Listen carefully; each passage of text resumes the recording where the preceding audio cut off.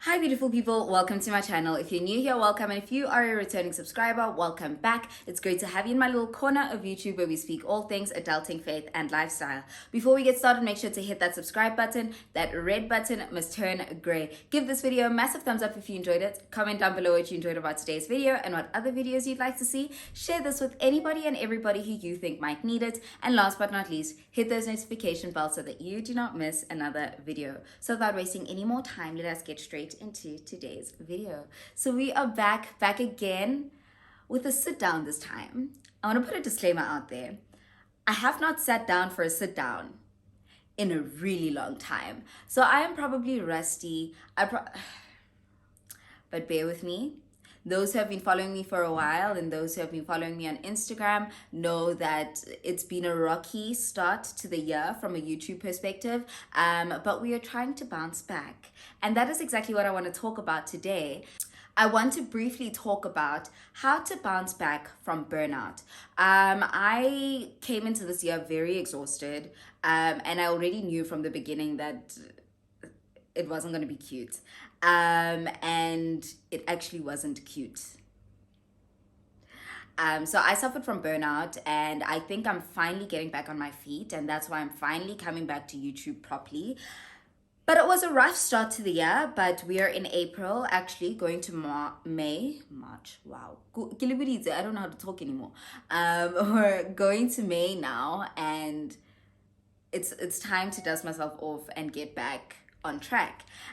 So I want to share some of the practical tips that I am using to bounce back from burnout that you guys can use as well. I think you can use these even beyond just recovering from burnout, but from recovering from a tough time, from recovering from, times of adversity and all of that stuff. I think these are things that are relevant. Some of them are relevant even in, those aspects of your life. So don't just switch this off saying, hey, I wasn't burnt out, I'm not going to watch. Some of these tips might be relevant for you and might help you as well. And even if you weren't going through something, some of these tips might just help you in general. So let me stop rambling and get into the first thing that I am doing to bounce back from burnout. The first thing that I'm trying to do is to not try to get back to normal overnight. I used try a lot there. But anyway, I'm trying not to get back to normal overnight. My body, my mind, all of it took a massive toll, and to wake up and get back and hit the ground running again is only going to lead me back to the same place that I was at. So taking it a day at a time is helping. So I'm not trying, I was very frustrated in the beginning because I was trying to just do things that Rori does. Put out content, run a foundation, do my work at work as a consultant, do this, serve at church. I was trying to do everything at once and get back into my normal state. And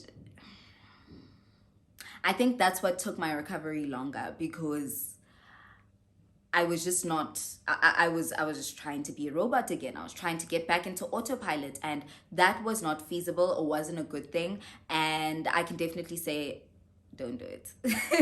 Don't do it. The second thing that I am currently doing is slowly getting back into my routine. So I'm using the word slowly because, as I mentioned in the previous point, you're not trying to get there overnight again. Slowly get back into your routine, whether it's your morning routine, your evening routine, all of that stuff, or your weekly routines, your weekend routines, whatever it might be. Get back into those slowly. I say slowly because some days aren't going to be good. Like the last 2-3 days, I haven't been able to get out of bed at 5 o'clock like I usually do. As such, I've been going to gym at night, the ghetto. But anyway, I haven't been able to get out of bed as early as I usually do. But every day I get up earlier than the day before, because it was at a point where I was getting up just before, like 30 minutes before it's time to get to work. You know what I mean? So slowly getting back into that routine is helping. Even if I'm not getting out of bed, I know I'm awake. And then, okay, this time you got out of bed at this time, or today you got out of bed at this time.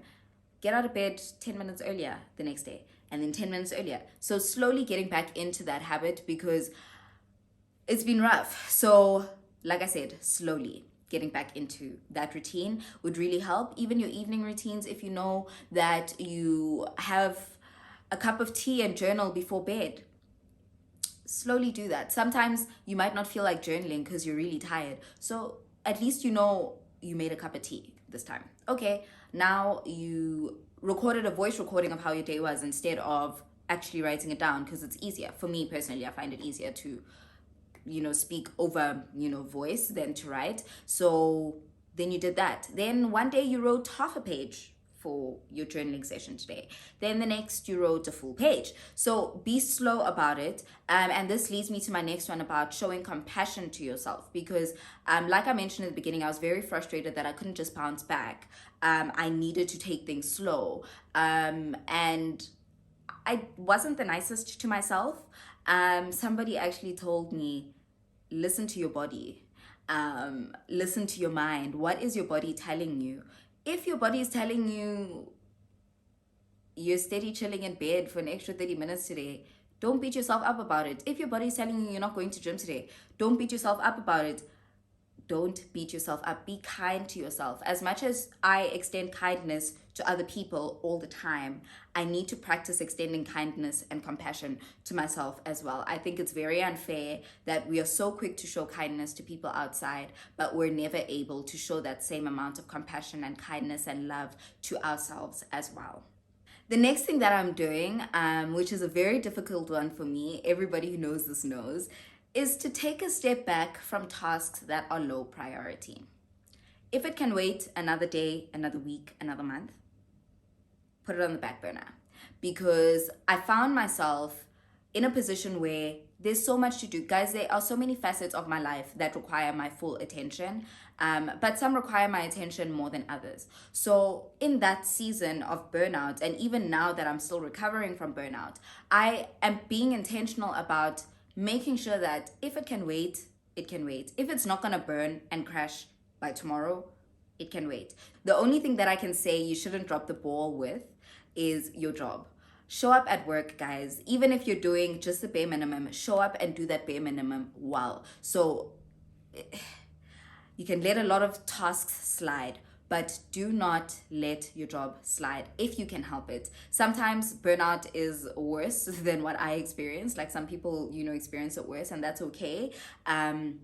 And if you have the medical clearance to take 2 weeks off of work, sure, great. But the one thing that I did, even when I put everything else on the back burner, was to not let my work slide. I still showed up at work. Even if I was crawling to work, I still showed up at work. So prioritize the important things, and if it's not going to burn by tomorrow, it can wait. The next thing that I'm doing is plugging into fellowship and serving at church. Now, this might seem like a task that takes energy, but for me personally, this is me personally, I find that it really refreshes my soul when I'm serving for God's kingdom, to advance his kingdom. It's one of those things where he must become greater and I become less. And for me becoming less, I get more. I don't know if that makes sense. Like, how it says die to self, like literally that's I don't know how to explain it.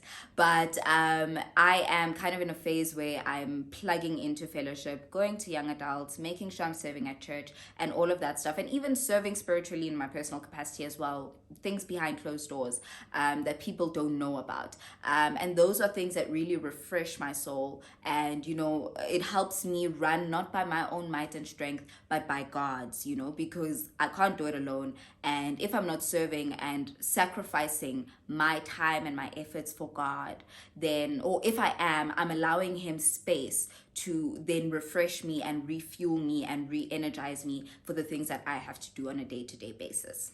The sixth thing that I do or am doing is talking to someone. So whether it's a therapist, a counselor, psychologist, whatever it might be, or even if it's a sibling or a friend, I am probably sure my sister is tired of hearing how I feel every day. But one thing I've learned is to be vocal about how I'm feeling. Sis, I'm not okay today. I can't explain how I'm feeling, but I'm just not okay. And she will show up accordingly for that. So talk to someone. Do not neglect fellowship. Do not neglect having at least one person to talk to, because you're going to go crazy. You are going to go crazy. I was going crazy trying to keep it together and not talk to anyone, because that's what I would ordinarily do, But I think it's a blessing that my sister and I live so close to each other that I'm able to knock on her door and say, I'm not okay. I don't need you to say anything to me. I just want to sit on your couch with you and play a game on my phone. That's it. Like that's all I need from you at this moment in time. So talk to someone. Talk to your therapist. I have monthly check-ins with my therapist as well. It really really helps from a professional perspective as well, because in as much as I talk to my sister and a friend or two, they sometimes will not be able to give me practical ways to fix the situations that I'm in, or to lend a listening ear from a professional perspective. So speak to someone who is also qualified to listen to you as well. That will really really help. I mean, they're qualified to do that stuff. And don't think, okay, I'm back at work, things are getting back to normal, that you can neglect those conversations. Continue with them, because I think the reason why we get into the cycle, the reason I was getting into the cycle of every couple of months I'm burnt out again, is because as soon as I feel like, okay, I'm okay, I stop seeing my therapist for 6 months. Then 6 months I'm back, and then it's how. And then, so don't neglect talking to someone. If you can't afford to see someone like in your personal capacity, then find out if your workplace has people, social workers or whatever that you can speak to. At school, if you're at school, surely there are social workers that have been assigned to help students and scholars. If you're at work, I know a lot of workplaces have counseling departments and all of that stuff. At church as well, we have counselors that are always on standby and all of that stuff. So don't neglect it. There are means. I will also share a post by my friend. Her name is Nkatako, but her brand is Fotomi Life, Speak Fotomi. She has a post on free counseling and all of that stuff. So I'll also just make sure to, I hope I remember to put that in the comment or in the description box, so that you can reach out to free counseling services, free suicide lines, and all of that stuff if you feel like you need someone to talk to and there's no one in your personal circles that can help you. The seventh thing I do, this one was difficult. Because I'm such a people pleaser, this one was difficult. But get out of the mentality of explaining yourself to people. I'll say it again. Get out of the mentality of explaining yourself to people. Those who know what you're going through, know. They're supposed to know. Those who don't know, and you don't feel like they need to know, they don't need to know. They really don't need to know. Stop explaining yourself to people. It's exhausting. Stop feeling like you need to explain why you disappeared from social media. Stop explaining yourself to people.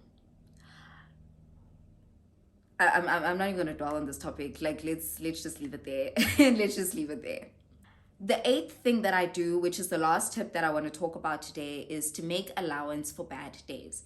Earlier, I spoke about showing yourself compassion. There are days where you're going to feel like you are regressing.